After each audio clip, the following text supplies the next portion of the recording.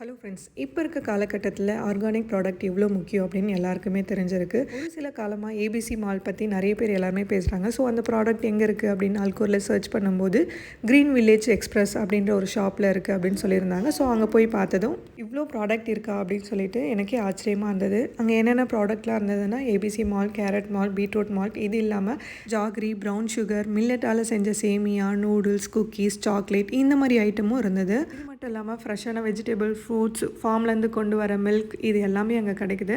தமிழ்நாட்டிலேருந்து வர பருப்பு, எண்ணெய், கடலெண்ணெய், நல்லெண்ணெய் இந்த மாதிரி ஐட்டம்ஸுமே அங்கே இருந்தது.